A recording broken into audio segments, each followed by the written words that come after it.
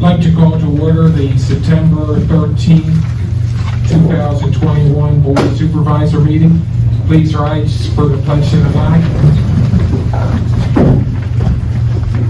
I pledge allegiance to the flag of the United States of America and to the republic for which it stands, one nation, under God, indivisible, with liberty and justice for all.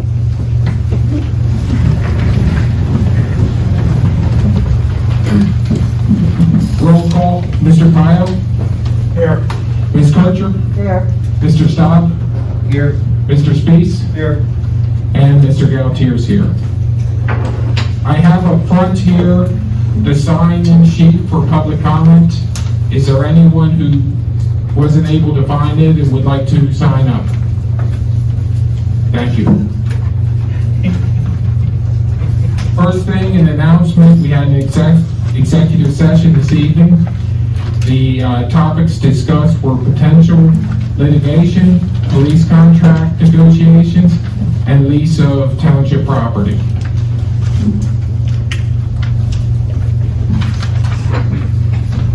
Next, we have public comments. First, David Hughes.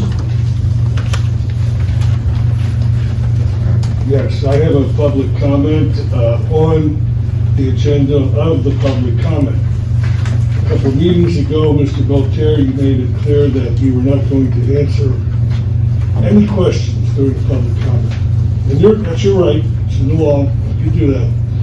But I want to read from January 13th, 2020, what you and two of your other colleagues said in the minutes.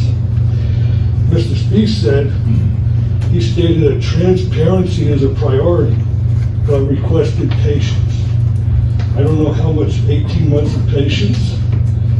Mr. Staub said he's committed to openness, transparency, respect, and listening. Mr. Galtere, you stated that transparency means sometimes you might hear some things you don't like, and you encourage continued criticism and watching the supervisors. That was on January 13th, 2020. Now, from the Office of Open Records, from their public site, can the public ask questions during the comment period? And the answer is yes, although members of the township are not required to provide an answer. But it is a good practice to do so whenever possible. Why, you might ask? Answering questions can demonstrate a commitment to helping their constituents. That's us. And in many cases, answering questions informally at a public meeting can reduce future requests under the right to know law, which saves time and money for both the agency and the commenter and requester. I want to reserve the rest of my comments for after we hear the audit results and the presentation with the restaurant. Thank you. I want to go back on the promise, remind you guys about the promise you made last year to have a town hall meeting if you finally have some direction on what you're going to do with the Reading Country Club. So, Speak into the mic, please. a lot of things came out of this tonight about financial information. What's the budget this year for this? Obviously, it's going to have to come out of probably the reserves. What about next year? Is it going to be part of the budget, or is the millage going to increase? Are you going to continue to feed off of the reserves? Also about the audit. Earlier this year, I asked about the audit, and I was told that we're doing a CAFR. And when I asked him about it tonight, he said, no CAFR, just a regular audit. So I'm a little confused. We have the video where we were told that it was a CAFR. And also, I didn't get to ask him a question on what happened. So I'll ask you guys. You're not going to tell me, but what happened to the $3.8 million budget surplus that we were told 3 or 4 times during 2020 existed. What happened to that? Okay, so I'm very curious about that. And I just wanted to let you know that I've been talking to certain Pennsylvania state senators about the activities that are going on here, including this issue with the audit, because I know that, you know, I study this stuff and I worked in the field. I know that timeliness is a quantitative, qualitative issue with audits. You can't have the luxury of just bringing in an audit anytime you want. And I know that the Second Class Township Act definitely defines it as 90 days. He was wrong in a couple things, okay? But I own stock in Amazon.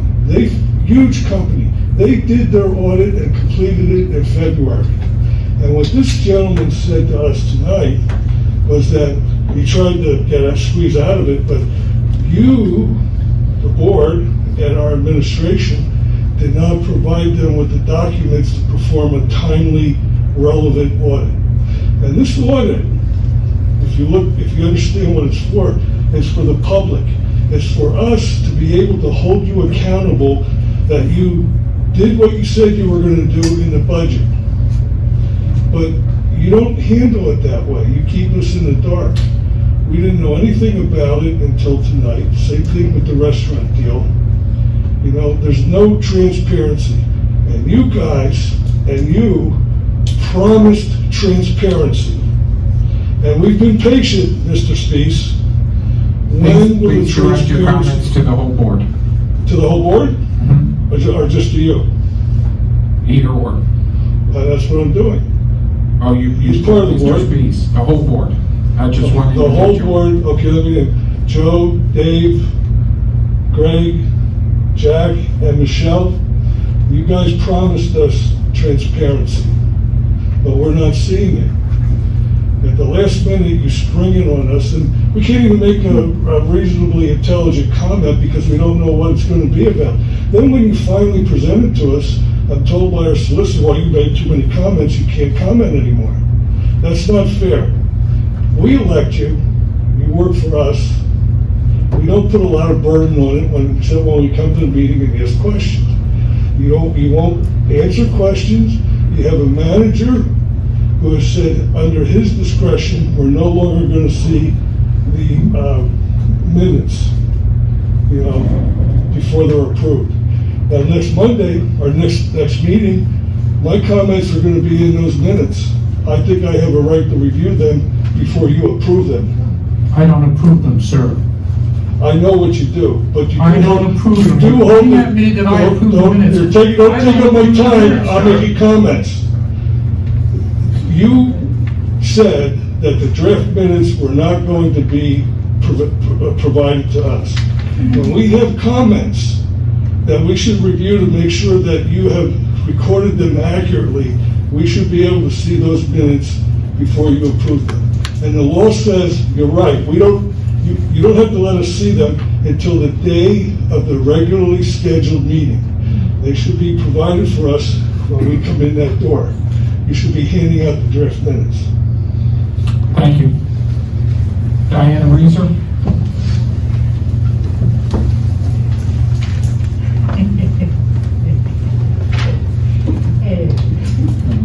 Dianna Reeser, 4134 Lynn Avenue.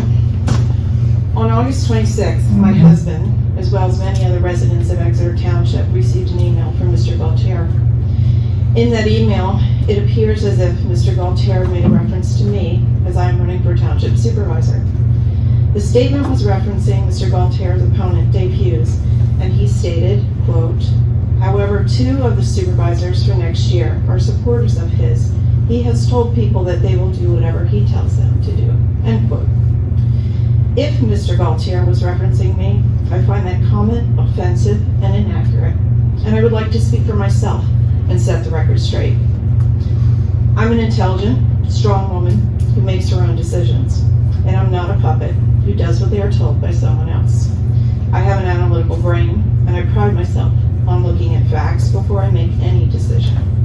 In the future, I would appreciate if comments about how I would perform As a supervisor, should I be elected, not be speculated by others who have no clue what type of person I am. I am hoping the takeaway will be, if you have not directly been told something by the person saying it, do not repeat it. Thank you. Thank you. I didn't get that email.